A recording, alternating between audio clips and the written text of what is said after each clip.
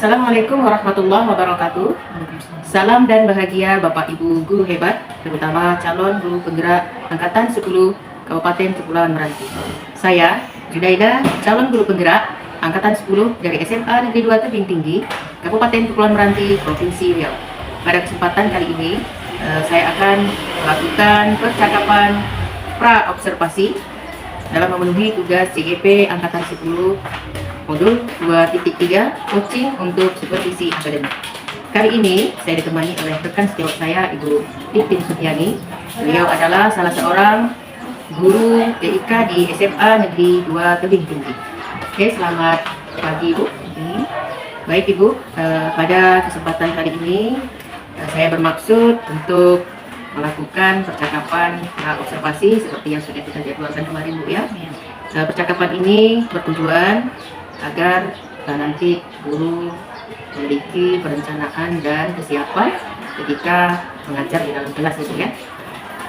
Untuk itu kita akan melakukan percakapan pra-observasi, kemudian nanti dilanjutkan dengan observasi kelas, dan terakhir nanti kita akan melakukan percakapan pasca observasi itu. Baik, Ibu Titin, boleh saya tahu materi apa yang nantinya akan diajarkan ketika observasi kelas dilaksanakan?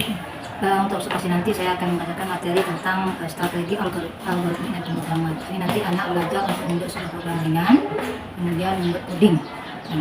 Oke, materi algoritmik dan pemrograman gitu ya. Sebelumnya, bolehkah saya tahu bagaimana perasaan Ibu terkait observasi ini? Mengingat proses pembelajaran Ibu akan diobservasi oleh saya sebagai rekan sejawat. Bersemangat Bu ya, jelas senang ya kalau karena observasi ini ada sebuah tantangan baru bagi saya dalam menerapkan proses pembelajaran siswa. Cuman karena ini adalah termasuk materi yang rumit nantinya, jadi mungkin bisa jadi ada beberapa kendala bagi anak nantinya. Tapi jelas karena ini adalah proses pembelajaran, saya akan buat beberapa strategi supaya bagaimana masalahnya akan teratasi dengan baik nantinya. Oke, baik, senang sekali mendengarnya. Ibu sudah siap ternyata ya. Kemudian mari kita mulai dengan membahas tujuan pembelajaran. Kira-kira ini apa tujuan yang ingin Ibu capai dari pembelajaran kali ini? Oke, berdasarkan capaian CP yang ada, maka tujuan yang akan dicapai pada pertemuan ini nanti adalah pertama, siswa mampu menuliskan algoritma yang efisien, efektif, dan optimal untuk menyelesaikan masalah tertentu. Tujuan kedua, selain itu siswa juga mampu menggunakan coding atau notasi algoritma lainnya untuk mengembangkan solusi masalah. Jadi ada dua apa yang mau dicapai nanti. Oke, ada dua tujuan ya, luar biasa sekali Bu ya. Ada tujuan kalau saya amati dan saya analisa bahwa tujuan Ibu ini menyangkut kepada tujuan dari area pengetahuan atau kognitif, kemudian membuat coding ini keterampilan Ibu ya. Sekarang kita masuk kepada area pengembangan tadi. Dari dua tujuan tadi, apa saja aspek yang ingin Ibu kembangkan dalam pembelajaran ini? Saya mengembangkan ada dua aspek yang saya kembangkan. Yang pertama dari aspek pengetahuan, di mana saya ingin siswa nanti memahami konsep dasar dari berpikir komputasional itu, serta kemudian memahami langkah-langkah atau algoritma dalam menyelesaikan masalah. Kemudian ada aspek keterampilan, saya ingin siswa mampu menuliskan algoritma dan membuat coding atau pseudocode yang mempresentasikan solusi dari permasalahan yang ada. Kemudian dan ini menerapkan dalam bentuk sebuah program yang sederhana. Oke. Berarti ini ada dua aspek pengetahuan, kemudian aspek keterampilan ya Bu ya. Kemudian mungkinkah ada aspek lain yang mungkin ingin dikembangkan selain dua aspek ini? Dari segi ini ya, sikap jelas ya, karena apapun kita terlepas dari pilihan sikap pada siswa. Oke, berarti yang terukur ini dua ini Bu ya, yang satunya lagi mungkin observasi nanti. Baik, ini sangat jelas sekali, ada dua aspek ditambah dengan satu aspek tadi, yaitu aspek sikap, pengetahuan dan keterampilan. Kemudian ini kita akan bahas strategi lebih lanjut nih, bagaimana Ibu akan mengajar agar siswa dapat mencapai tujuan tersebut, terutama mengingat perbedaan kemampuan siswa nih Bu ya, dalam memahami algoritma dan pemrograman ini Bu. Strateginya Bu?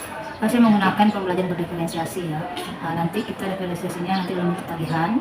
Kemudian model pembelajarannya adalah PJDL, karena ini adalah sebuah proyek. Jadi siswa membuat sebuah proyek pemrograman. Jadi siswa ini menyelesaikan sebuah proyek algoritma untuk masalah yang kita sajikan nanti. Oke, ini berarti pembelajaran berdiferensiasi. Saya lihat tadi ini lebih kepada dari diferensiasi produk nampaknya ya, karena ada tugas proyek ini ya. Baik, dari pendekatan berbasis diferensiasi dan proyek tadi, kira-kira nih apa langkah-langkah yang Ibu terapkan mungkin terkait dengan metode pembelajarannya seperti apa ketika Ibu nanti melakukan pembelajaran di dalam kelas? Karena ini pelajaran rumit Bu ya, jadi saya harus memberi pengantar kepada siswa, mungkin dengan ceramah nanti di awal pertemuan. menjelaskan step-step atau cara-cara menyelesaikan masalah. Kemudian setelah itu siswa kita minta duduk berkelompok yang menyelesaikan permasalahan yang ada, membuat sebuah pedoman. Kemudian setelah itu masing-masing dari mereka itu menyampaikan hasil kerja kelompoknya untuk berakhir pada tugas sesuai dengan kemampuan masing-masing kelompok. Oke, sungguh terlihat variasi metodenya yang luar biasa Bu ya. Ini tentunya akan membuat siswa akan lebih aktif dan pembelajaran pun akan dilaksanakan dengan lebih efektif. Selanjutnya, bagaimana dengan rencana aksi dari langkah-langkah yang telah Ibu rencanakan untuk mengatasi ini? Mungkin tadi ini adalah pembelajarannya agak rumit kata Ibu tadi, mungkin saja tantangan-tantangan yang akan dihadapi mencapai tujuan pembelajaran yang akan ada. Jadi rencana aksi untuk mengatasi hal-hal tersebut. Selama mereka duduk secara berkelompok, saya akan mengobservasi atau mengamati kinerja tiap-tiap kelompok. Ya, itu nantinya akan kelihatan ya kelompok mana yang mengalami kesulitan. Nah, untuk mengalami kesulitan itu kita akan beri bimbingan lebih intens lagi supaya nanti dia bisa menyamai dengan teman-teman yang sudah lebih duluan mengerti pembahasan yang ada. Oke, ini rencana yang sangat baik ini. Saya pikir kelompok pembelajaran berdiferensiasi ini sudah memenuhi ini ya, dalam rangka memenuhi kebutuhan murid kita. Berarti Ibu memberikan tambahan. Ya. Kemudian terkait dengan target ini Bu, target pencapaian tujuan dan perkembangan siswa. Kapan Ibu akan mulai penerapan strategi ini? Kemudian bagaimana Ibu mengukur keberhasilan terkait dengan keberhasilan tentunya menggunakan target atau rentang nilai pada siswa Ibu. Oke, pertama mengenai menerapkan tentang bimbingan ya, kita akan observasi dulu selama pembelajaran ini siapa-siapa saja yang butuh bimbingan lebih khusus, lebih intens. Kemudian kita akan rencanakan dulu dalam minggu ini rencanakan apa kebutuhan mereka. Setelah itu baru nanti insya Allah seminggu setelah observasi ini karena sudah kelihatan hasilnya, kita akan lanjut ke bimbingan intensnya, rencananya itu melalui daring. Kemudian apa objek yang saya ukur itu ya. Nah, untuk penilaian keterampilan, untuk penilaian kognitifnya, pengetahuan itu akan saya lihat dari hasil kerja mereka. Jika mereka mencapai nilai 60 dari 100 nilai yang saya berikan, itu sudah masuk kategori tuntas yang di KTP. Kemudian kalau dari segi keterampilan, nanti kita akan kemampuan mereka membuat kode itu, membuat coding. Oke, bagus sekali Bu ya. Berarti ini tadi Ibu memberikan rentang nilai 60 jika mereka mencapai nilai 60 dan nilai 100 yang sudah Ibu siapkan berarti mereka sudah mencapai target Ibu ya, mencapai tujuan. Semoga saja apa yang sudah Ibu rencanakan akan terlaksana dengan baik Ibu ya. Jadi saya mengucapkan terima kasih atas partisipasi Ibu karena sudah mau ya diwawancarai untuk sesi praobservasi ini. Oke. Selanjutnya nih Bu, untuk sesi terakhir ya Bu ya. Kira-kira dari sesi percakapan kita ini apa yang Ibu dapatkan? Jelas ketika kita bisa berbicara bersama, saling berbagi, pasti ada energi positif ya. Apakah itu perasaan bersemangat atau lega? Karena kalau kita sudah bisa berdiskusi tentang sebuah pelajaran, akan ada energi baru yang masuk dari kita. Ini akan menambah kesiapan saya untuk masuk kelas. Jadi ada semacam semangat baru lah. Oke, di sini pun saya nanti ketika observasi Bu ya, dan saya tentunya akan menyerap energi baik yang mungkin nanti akan ditularkan. Lagi di pendidikan banyak sekali hal-hal yang ingin saya pelajari. Jangan pelit untuk berbagi dengan saya Bu ya. Terima kasih karena sudah berbagi. Kemudian terkait dengan nih observasi kita ini, kira-kira nanti Ibu akan cek observasi di kelas mana, kemudian di jam berapa Ibu? Di kelas 11.7 jam 8.45. 11.7 ya sampai 8.45. Berarti di jam itu nanti saya izin untuk ikut serta untuk mencatat dan mengamati segala proses yang ada yang dilakukan di kelas, baik dari cara Ibu, kemudian bagaimana Ibu memberikan pengembangan di area-area yang tadi sudah Ibu sebutkan ya Bu ya. Izin juga nanti akan kami rekam Bu ya. Sampai bertemu Ibu di sesi observasi dan terima kasih ya. Assalamualaikum warahmatullahi wabarakatuh. Waalaikumsalam warahmatullahi wabarakatuh. Gimana semuanya, kabarnya baik? Alhamdulillah. Yang hari ini salam dengan guru 5 orang. Ada sesuai perjanjian kita semalam kemarin? Salaman dengan guru setiap paginya. Ada kita programnya minimal 5. Oke, ketua kelas tolong pimpin doa dulu. Siapkan dan pimpin doa. Doa mulai. Bismillahirrahmanirrahim. Rabbil zidni ilma warzuqni fahman. Amin. Sawal Ahmad Irman Hanafi. Oke, kita lanjut. Ibu nyari kesepakatan kelas kita. Tapi ini kesepakatan kita. Menjaga bersih. Nah, ingat materi kita minggu sebelumnya kita membuat sebuah program kita yaitu mengidentifikasikan segitiga. Kita hari ini, Robi, apa tujuan kita, Robi? Tentang ini membutuhkan algoritma yang efisien, efektif, dan optimal untuk Ini kita merencanakan sebuah program yang program kita kemarin kita membuat alat untuk mendeteksi segitiga, jenis segitiga. Ada berapa area jenis segitiga kita? Ada beberapa jenis segitiga berdasarkan penjualan masing-masing. Ini segitiga sama kaki yang ini segitiga. Kita harus ingat, kalau sisinya semua sama, A, B, C sama, maka dia sama sisi. Ini contoh program yang mau kita buat. Nanti kita mau tampilannya. Nanti ada sebuah aplikasi masuk ke coding, nanti ya. Nah, ada berapa langkah-langkah pemrograman? Kita merancang solusi, kita membuat codingnya. Nah, coding di sini menggunakan bahasa Python. Nih, kalian boleh cek di HP kalian gunakan ChatGPT, pakai bahasa, silakan buka ChatGPT kalian. Sudah ada yang sama, nilai seharusnya adalah segitiga sama sisi. Kemudian keluar programnya, kalau sudah sama, ini programnya kira-kira apa?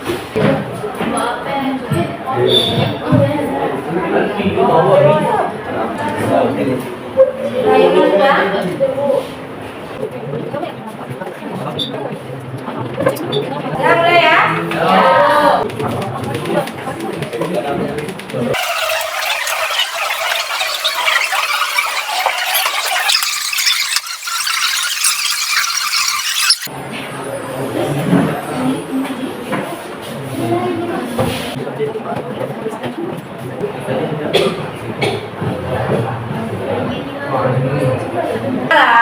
Untuk tugas kelompok, kalian buat langkah-langkah ini video ya, atau kalian buat dalam bentuk Microsoft Word seperti makalah, nanti buku berarti, atau pakai aplikasi yang lain, atau buka PowerPoint.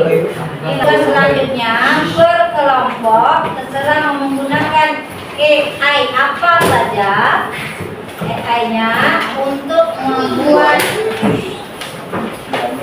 langkah-langkah pemrograman mengidentifikasikan jenis segitiga. Oke, Ibu ingin ada yang mau berbagi pengalaman belajarnya hari ini? Baiklah, di sini saya ingin berbagi sedikit pengalaman diri saya sendiri hari ini dalam belajar informatika. Di sini saya mengetahui ada beberapa segitiga yang segitiga sama bersih, segitiga sama kaki, juga sebarangan. Juga untuk mengidentifikasi segitiga yang dimana itu ada input, proses dan outputnya. Yang dimana saya tahu bagaimana proses dari mengidentifikasi segitiga ini. Saya harap untuk kedepannya saya bisa lebih memahami dan juga lebih Kita lanjutkan sampai di sini. Kita akhiri membaca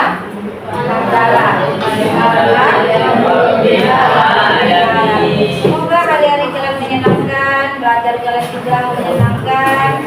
Kalian nanti.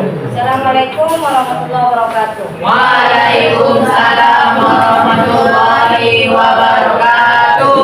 Selamat pagi Bu Tutik. Bertemu kembali kita pada sesi pasca observasi ya Bu ya. Oke, untuk sesi pasca observasi kali ini merupakan coaching supervisi akademik.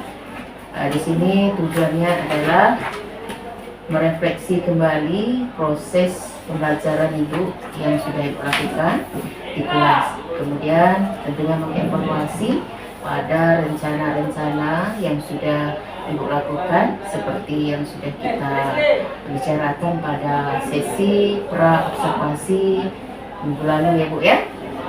Baik Bu Titin, kembali saya bertanya terhadap apa yang sudah Ibu lakukan di kelas. Jadi sebelumnya merefleksi kembali bagaimana proses pembelajaran yang sudah Ibu lakukan di kelas. Ketika Ibu masuk ke kelas, area pengembangan dan tujuan pembelajaran yang kemarin sudah Ibu bicarakan di pra observasi, apakah sudah berjalan sesuai rencana atau bagaimana? Alhamdulillah sesuai dengan rencana. Kemarin untuk pas observasi sudah sebagian besar sudah berjalan dengan sesuai rencana, walaupun ada sebagian kecil siswa yang belum mengerti ya Bu dengan proses pemrograman ini, tapi rekan-rekan yang sudah memahami itu sudah cukup mewakili kalau bahwa pembelajaran itu sudah tercapai. Oke. Kemudian sejauh mana area pengembangan yang sudah Ibu tetapkan pada rencana pembelajaran Ibu kemarin tercapai Bu Ibu?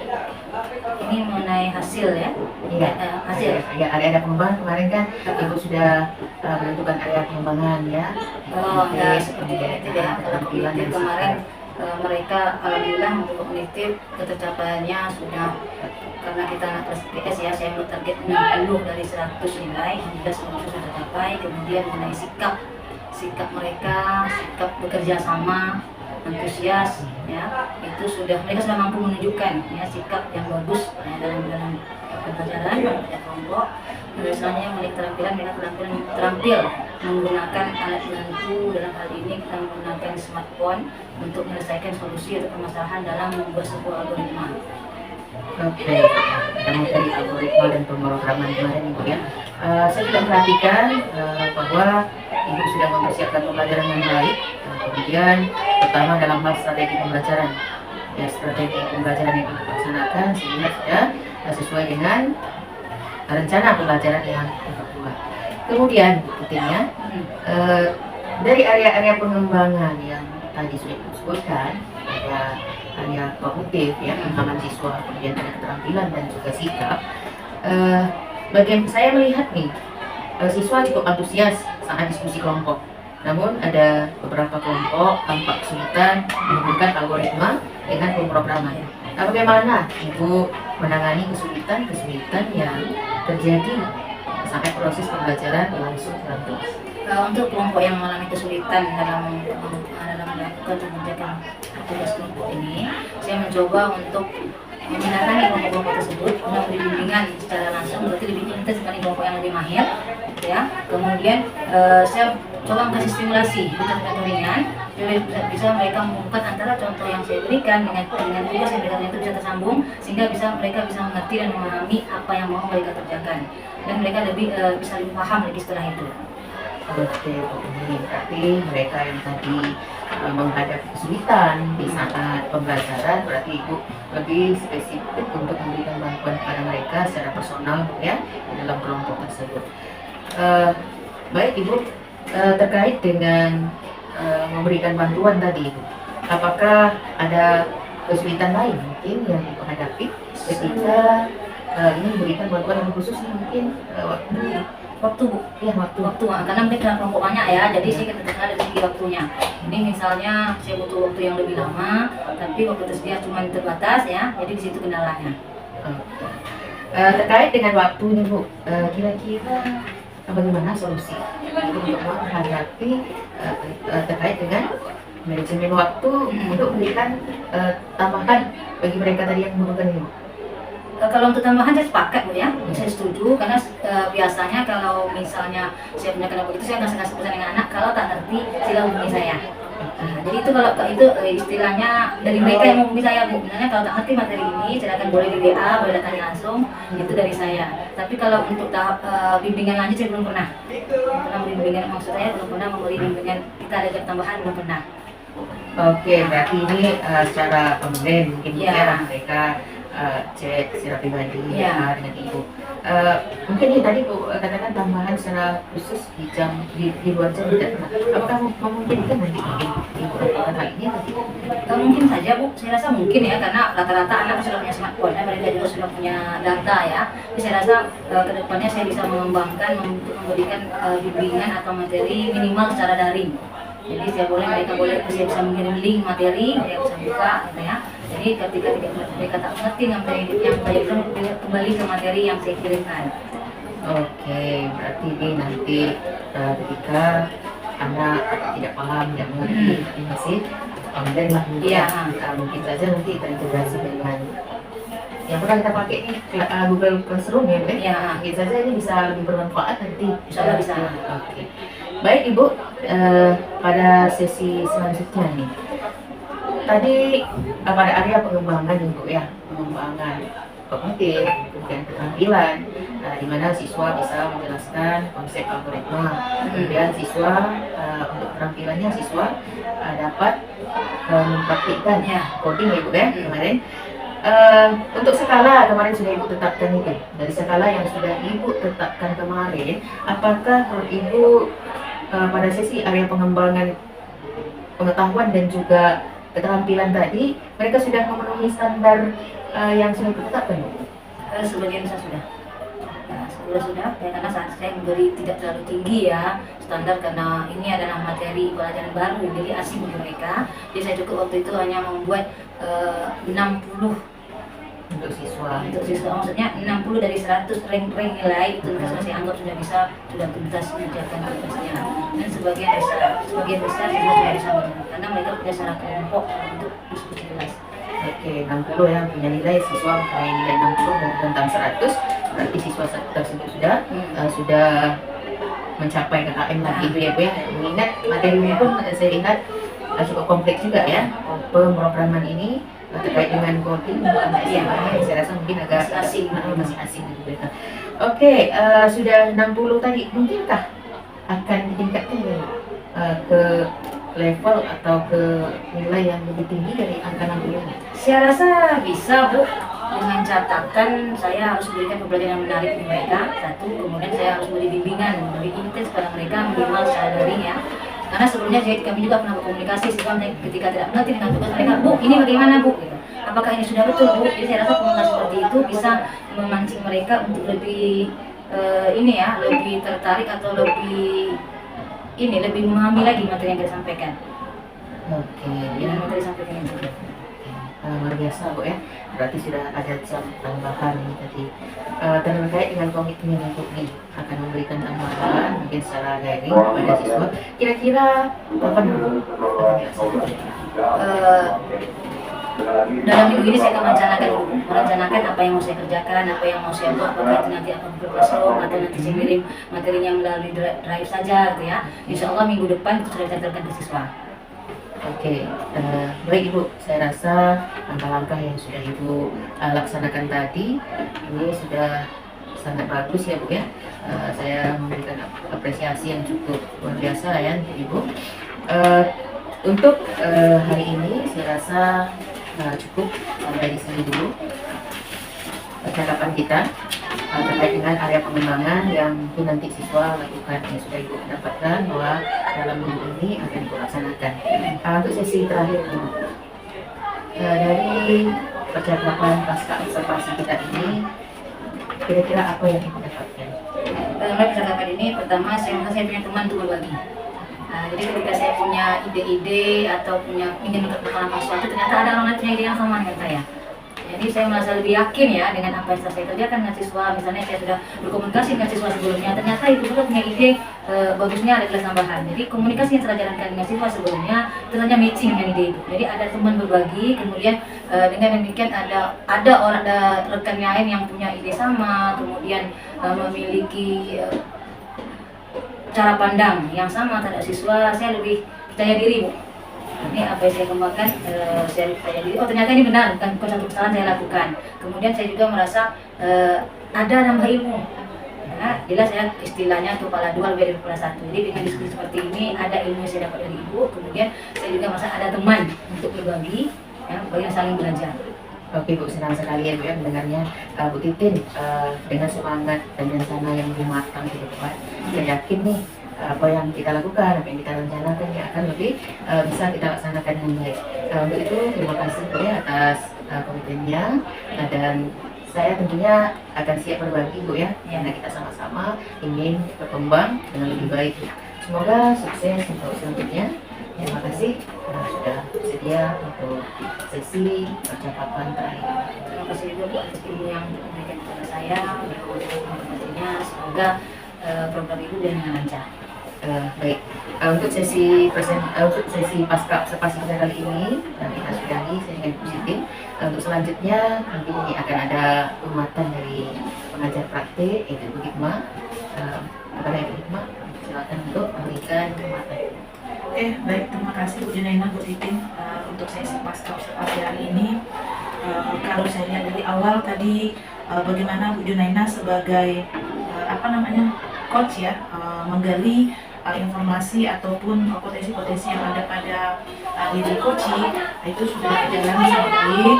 Mungkin kedepannya nanti akan lebih ditingkatkan lagi, memberikan pertanyaan-pertanyaan yang berbobot yang lebih ini lagi, sehingga nanti Bu Titin sebagai coach akan terus menggali potensi yang ada dalam dirinya sendiri.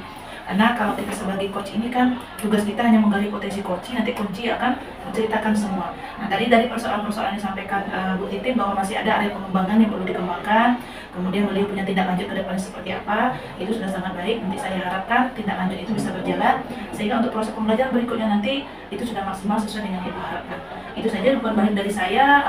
Bu Junaina sebagai coach sudah berperan dengan baik. Bu Titin pun sudah bisa menyampaikan apa yang diharapkannya ke depan untuk observasi kelas yang kemarin dilaksanakan. Itu aja Bu Junaina, silakan, mudah-mudahan nanti ke depannya akan semakin baik adanya coaching seperti ini. Itu tujuannya untuk menggali potensi diri kita. Jadi tidak ada menggurui antara coach dengan coaching. Oke, itu aja dari saya. Terima kasih.